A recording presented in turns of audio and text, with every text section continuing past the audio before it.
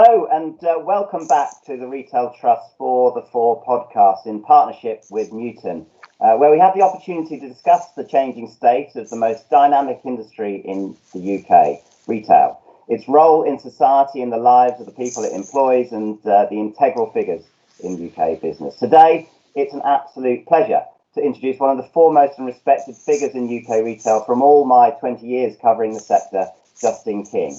A champion for UK retail, having worked at Asda, M&S, and most significantly, perhaps as CEO of Sainsbury's across 10 years, that defined what modern grocery is now. He was one of the great voices in UK retail that put customers and people at the heart of how the sector was run. Justin, it's an absolute pleasure to have you with us. Thank you. Thank you, Chris. Thank you. So it's been quite the start to 2021 for the UK and for retail. Perhaps not the fresh beginning that we had hoped for, but maybe some glimmers of hope for the new year as well. What's your reading of how retail fared over Christmas period? Well, look, Chris, I think in a way that question is the wrong question to ask because the specifics of Christmas were very driven by the fact that I think most businesses spent autumn optimistic initially and then pessimistic in the November lockdown, but banking on December. And then, of course, December didn't come to pass in the way expected. So really, in the end, we've got some big winners and some big losers, but it's really just to do with how well they were naturally set up to cope with those complexities. So, of course, the grocers have, as we know, they've been some of the big winners in the lockdown and they continue to be successful. Typically, those retailers with strong online operations succeeded too, and those very dependent on bricks and mortar. For some, it was almost a terminal period. But I think you've got to step out and look from a wider lens of the whole of the COVID crisis, because Christmas is really only a short chapter on that journey. Absolutely. And then that leads, I guess, into the next 12 months, which remain incredibly uncertain. Do you expect some form of recovery over 2021? Well, really, from the start of the crisis, I've taken the view that it would be longer than people expected. I was looking at some emails I sent back in March when I was saying to businesses that I work with that I thought they should plan on a minimum of 6 months, and they thought I was being incredibly downbeat in saying that. And of course, it looks incredibly upbeat in the context of what's really happened. And more recently, I've taken the view that Christmas was probably about the midpoint in the crisis for retail. And I pretty much, I think, hold to that view. So the implication of that, in answer to your question, is I do think the recovery will be slow, and I think it will unlikely be linear. I think what we've seen thus far is that the government, through policy, has found it very difficult to be slow and progressive and consistent over time. It's tended to swing one way or the other. That's not a political observation. That's just an observation of reality. So I think it's perhaps naive to think that we're going to have a soft landing and a quick recovery, and that landing will be a linear one. I hate that political phrase, bumps in the road, because it's, in a way, it's used to make something that really is quite significant sound quite temporary and not that inconvenient at all. I think the bumps in the road that we're going to hit, and there will be several, will be really quite chunky and will shudder us, if I can stretch the metaphor. So a longer recovery than most expect, and perhaps not quite as linear a one either. And are there sort of specific implications for retail in particular, do you think, to the longevity of how long it's going to take to recover? Well, I think thus far, retail and I think to a good extent hospitality too, but they would argue less so. Retail has been the beneficiary, if that's the right word, of significant government support. I think it's hard to quibble with the support of furlough. It means those that truly have wanted to hold on to their best people, ready for when there are customers back in their business, have been able to. And business rates, likewise, has been a way for most retail to really have their cost structure radically changed. There are other support opportunities too that many retail businesses will have taken, big and small alike. But of course, in many ways, the question is, what future are people holding on for if they've managed to, as it were, batten down the hatches on the business ready for that future? And I think the best businesses will have used this period of time to prepare for a future that's very different from the past that existed before COVID came on the scene. And of course, that brings us on, what are do you think, the lasting legacies of COVID going to be on the retail sector? Well, look, I think the direction of travel is self-evident, but it's not clear exactly what the destination might be. We have seen a significant shift online. Of that, there is no doubt. How much of that will persist? I'm probably still, as I have been throughout the shift from bricks and mortar retail to online, less bullish about how fast and how far online will go. I'm a believer in multi-channel retailing, omni-channel, call it what you will. And I do think having physical stores has the potential, has always had the potential to be part of the overall mix and indeed part of your competitive advantage. I guess I'd observe that those businesses that were already either entirely internet-based or certainly very dependent on the internet, whilst it may well have been a bumper period for them, it's not fundamentally changed the nature of their business nor the destination of the journey they're on. It might have sped it up. And to that extent, some of the valuation changes we've seen to internet biased businesses reflect those earlier cash flows, if you like. But I think it's those businesses that were bricks and mortar, perhaps early stages in the development of their online and multi-channel offerings, that in a perverse way, we perhaps will look back on as this being a very positive experience, in that it's given them both the drive and the opportunity to reshape their businesses going forward.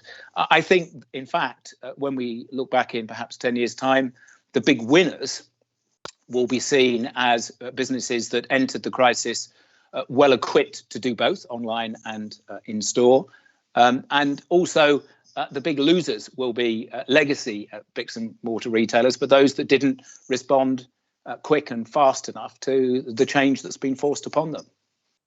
I mean, that's quite right. I guess that there have been some pretty impressive examples of pretty large retail businesses that really have pivoted quite quickly and hard over the last 8 or 9 months, haven't there? And it again sort of speaks to retail's the ongoing positive DNA of retail, about how good it is at managing change in a changing environment. Yes, well, I'm a director of Marks and Spencer, so I'm biased. I think with the Never the Same Again program there, the executive management have tried and in good part succeeded to seize the opportunity it's presented. Of course, if you look at, I guess, who most people would consider our major competitor Next, they entered the crisis about 50-50. It's an interesting piece of maths, actually, that M&S have grown faster online than Next, and they have declined less in-store than Next. But overall, Next performance is much stronger because, of course, the bias of their business was already to the bit that's grown in lockdown, and that's online. But that talks to both how businesses entered the crisis, how well equipped were they to cope with the changes forced upon consumers, but it also talks to how quickly businesses like M&S have been able to change. Inside the business, they talk about 3 years change in one. And I think for any retail business, that's the kind of mindset they should have. And as you noted, retail is a highly responsive business. There are some commitments that you make, most notably property, that are very long term. But the ability to reinvent quickly has always been retail's forte. And one of the lasting legacies, I would argue, of the lockdown will undoubtedly be a different compact with landlords. And I hope will also be a different compact with the state on property taxes. I've long advocated that business rates are a legacy tax, which create an uneven competitive playing field. The services that business rates paid for are used by all retail businesses, whether they're online or in store. And the government does need to find a way of, if you like, stepping out of the competitive dynamic. Taxes should not be part of the competitive dynamic. And I think there's more of an appetite now than ever to address that too. So two of the most structural issues that retail faces, property taxes and the rents, typically, that retail businesses pay on that property, I think could have been radically shifted by the crisis. Yeah. And hopefully retail can use its position as the single largest employer of people outside of the public sector as leverage in that debate to get itself the best deal with its various stakeholders. Do you think it's that position as the number one employer in the UK has changed at all as a result of COVID? And how do you think the sort of people strategy of the industry has shifted as a result of what's gone over the last year? Well, there's so much going on in that question. I think the first thing that I hope has changed, I believe has changed, is perhaps a different mindset towards those that work in retail.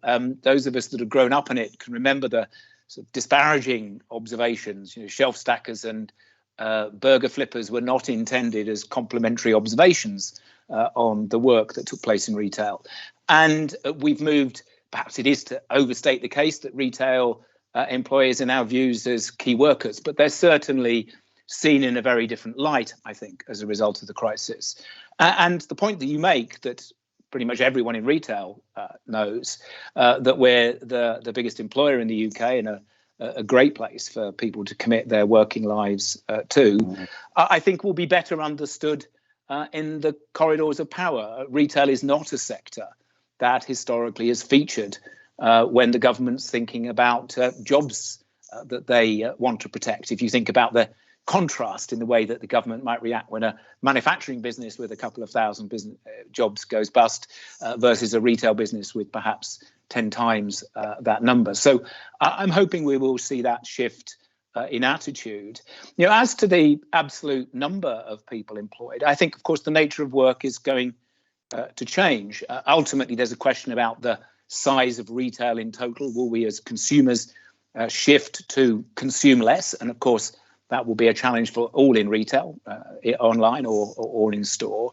But every time we see these announcements about businesses that have gone bust and the jobs that have been lost, like as not, those jobs are not in total loss to the economy. They've likely been replaced by someone working in a warehouse or someone driving a vehicle and delivering to someone's home.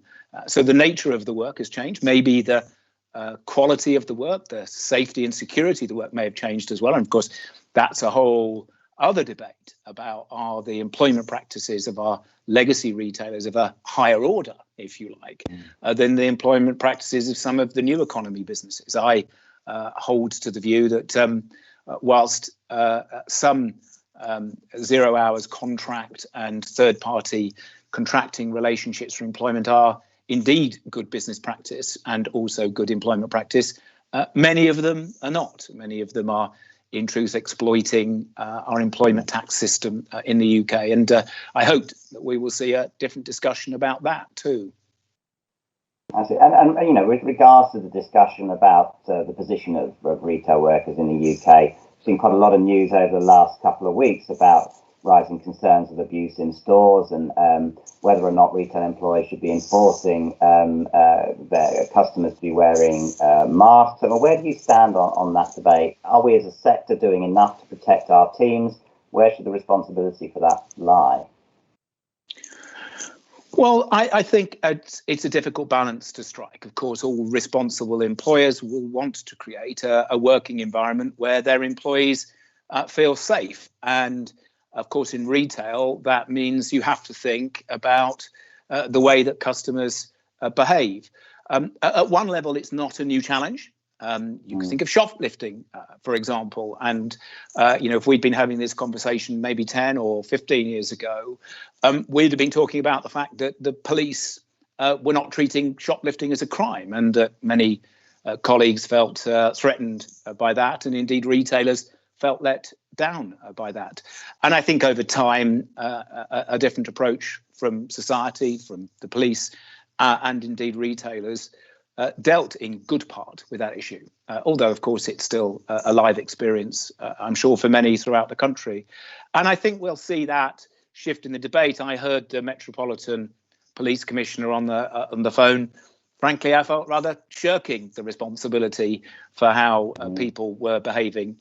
It is not, in the end, the primary responsibility, or indeed any responsibility of the retailer to enforce a law which is really about people's own behaviour, and the police should be enforcing it when necessary.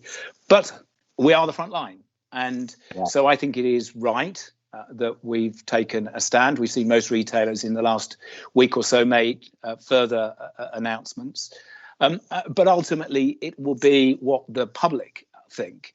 I've seen personally examples in store where customers have taken other customers to task. Of course, that can be challenging because the other customer may be perfectly entitled not to wear a mask. So we have to do these things with sensitivity. So yes, we have a role to play, but ultimately the law is a matter for politicians and its enforcement primarily a matter for the police. But our retail colleagues have to feel safe in their working environment, and employers have to do what they can to help with that. It feels to me that at least, one of the positives, I guess, of the crisis of the last 12 months is that it's given us a platform to have some of these debates.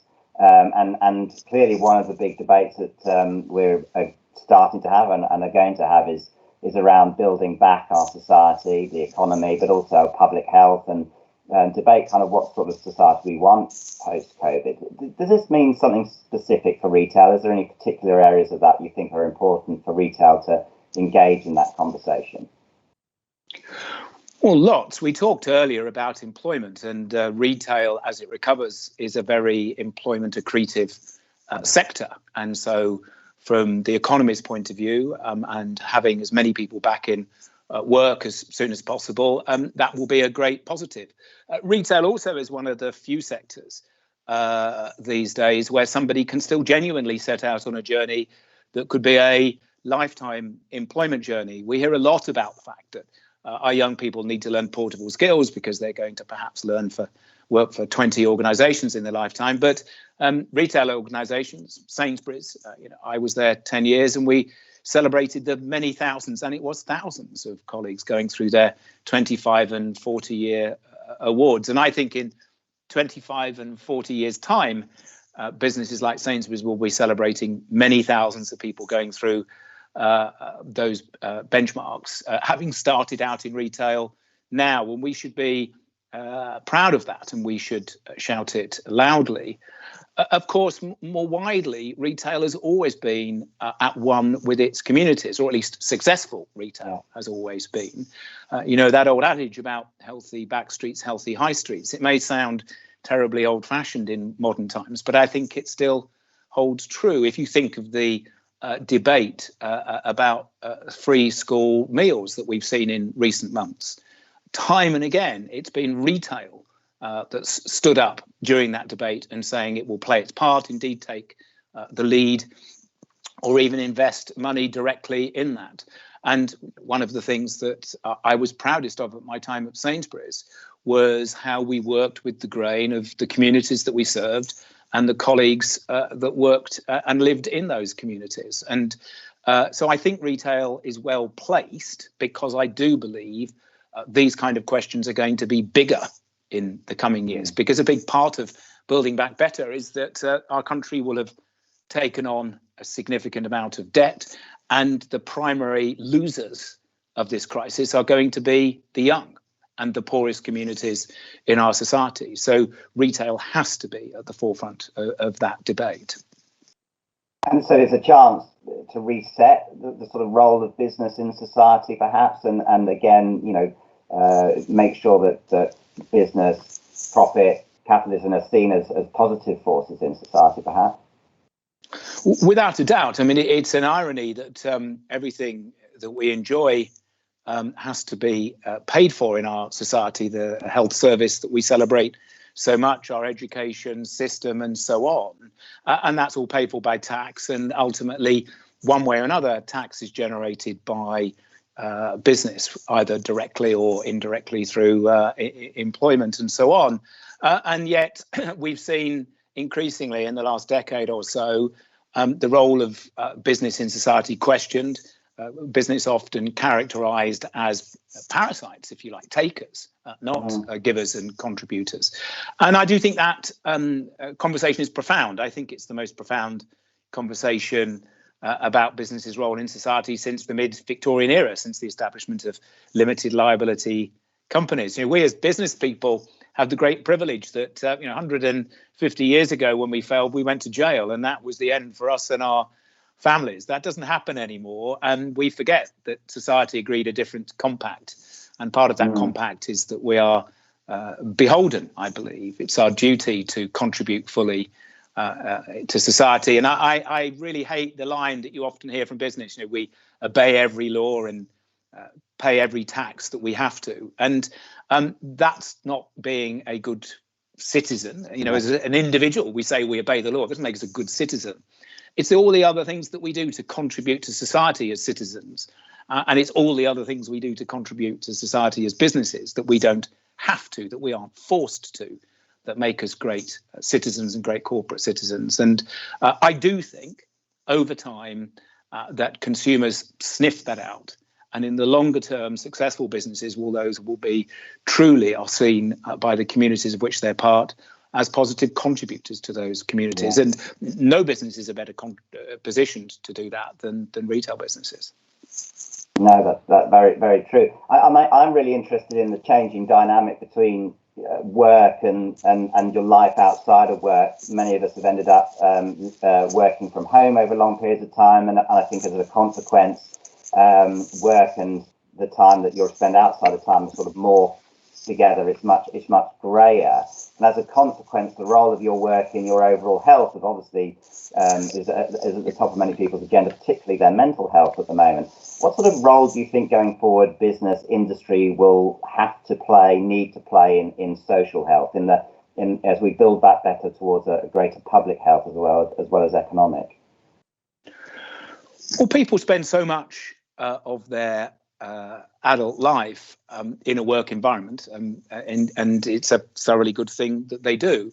And it seems to me, if you go to Bourneville, for example, just outside Birmingham, and back to my point about rethinking our relationship with society, in the context of its time, there was an employer who understood that if their employees lived in better homes, had a better home life, had a community in which they felt safe and healthy and well, there'd be a better workforce too.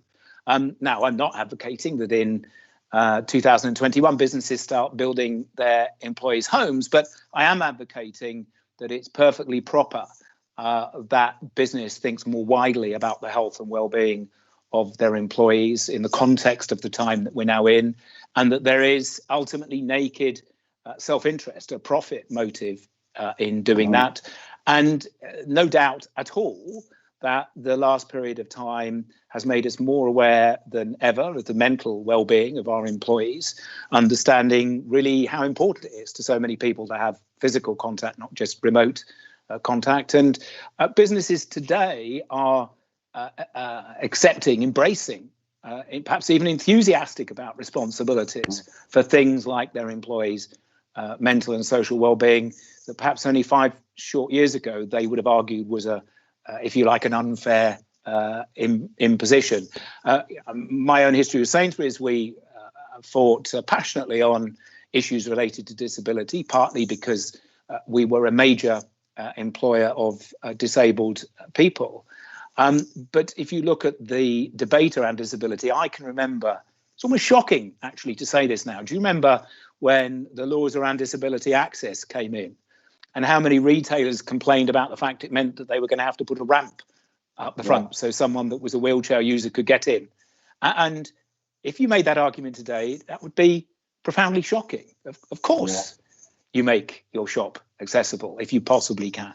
So these things move on quite far and quite fast. And I think we're entering a period of rapid change with respect to these issues. And ultimately, we should want our employees to choose to work for us as opposed to somewhere else. And we should want them to be in fine form, if I can use that phrase, because that way, whatever our working environment, physical, remote, or a blended version, which I think most of us would imagine the future is going to look like, we'll get the best employees and the best out of them.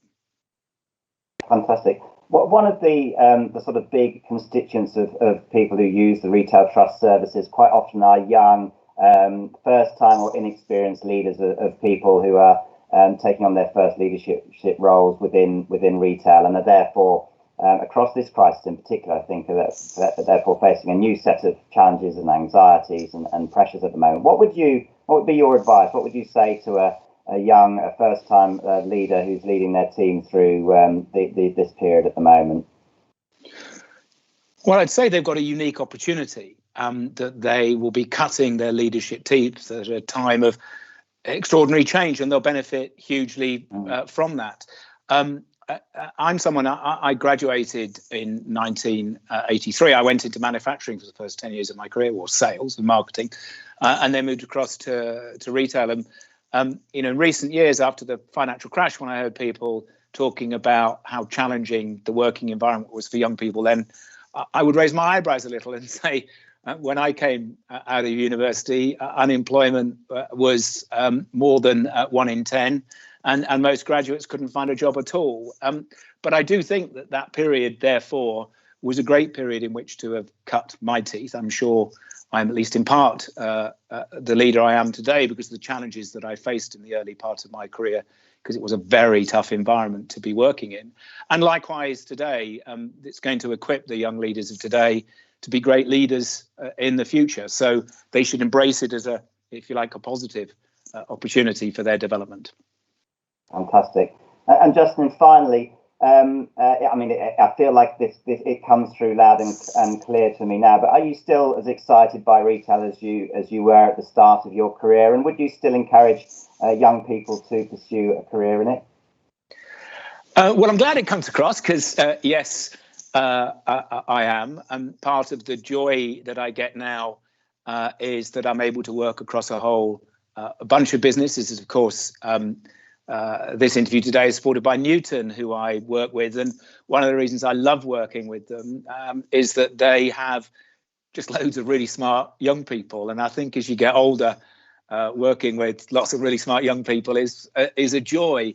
But also they're a business which I think is something they have in common with retail, that's very much focused on the operational end, the sharp end, actually doing things and getting it done. And that's the thing I would say to young people thinking about a career in retail, which is nowhere are you going to get the opportunity not just to think great things and come up with great ideas, but actually roll your sleeves up and get stuck in and actually do it too. And it's the operational coalface, whether that be a real store, which is, I've said several times in this interview, I'm still very enthusiastic about a future for bricks and mortar stores, or in a startup retail business using only the internet to connect with your customers. The dynamism of the industry and the fact that you can really, if you have talent, go very far, very fast. There aren't actually many other industries that can say that. So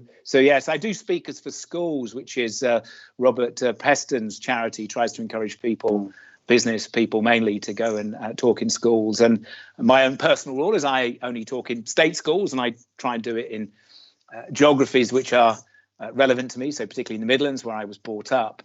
And almost every time I do my talk, a couple of kids will come up afterwards and say, I was never have thought of retail, and I will think about it now. And I do remember once, in fact, it was my son told me that he'd been in a careers lesson at school, and the careers teacher had said, now pay attention, because if you fail, you'll end up stacking shelves in a supermarket.